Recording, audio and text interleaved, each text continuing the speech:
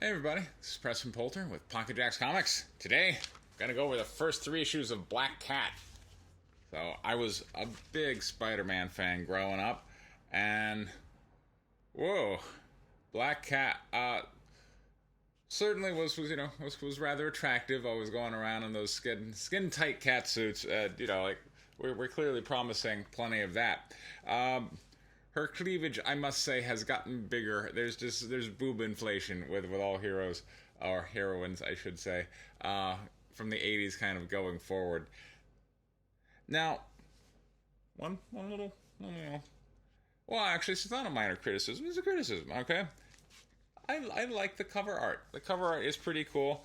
On issue 2, I have some issues here because she's hanging from the ceiling, but the boobs are as if gravity was going the other way. So, like the hair, gravity's going this way, but the boobs, gravity's going that way. Look, I spend a lot of time staring at these things, okay? Like, I know how the physics of these work. They should be coming with gravity Testing. that way. Oh, failed. It's important, all right? But all this boobalicious art is by Is this some kind of bust? Scott. No. Let's see. Well, the it's exact very artist impressive, here yes. is Jeffrey J. Scott Campbell. So very good, Mr. Campbell. Unfortunately, they did not use Mr. Campbell for the interior artwork. That is a different team, where we have pencils and inks by Travel Foreman, and then colors by Brian Reber.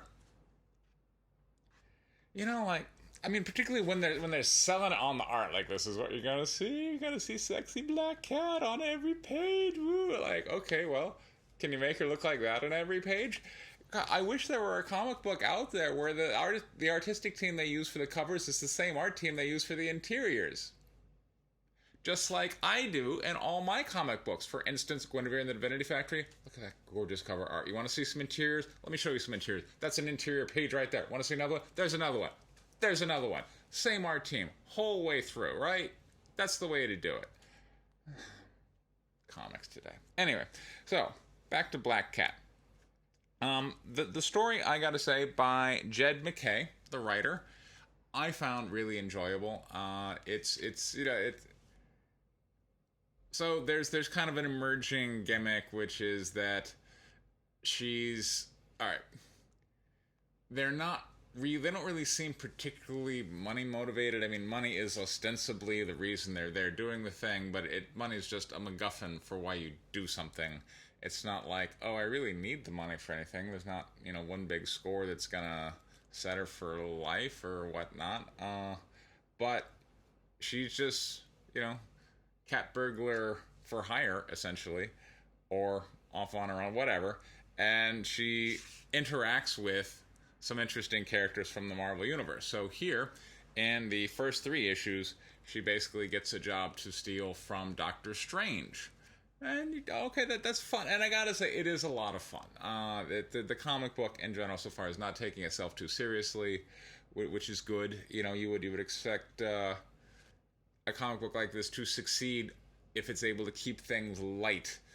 That's what we want to see. We want to see happy, light, fun bouncing things. That's what we want to see. And comic so far delivers. So we're going in to the Doctor Strange mansion to steal the original deed to the island of Manhattan. I'm not even sure why that's wanted, but that's what we're after, and Doctor Strange apparently has it in his library. And it's fun. You can imagine, sneaking in. I had to choose what a magician's library would look like in Guinevere and the Divinity Factory. I went with a Doors theme because it's like a modern thing. I was kind of embracing the whole idea that, this wizard was American. Total aside. But, alright, so we're breaking into Doctor Strange's library. And one guy puts, this isn't Ice, this is Dungeons and Dragons.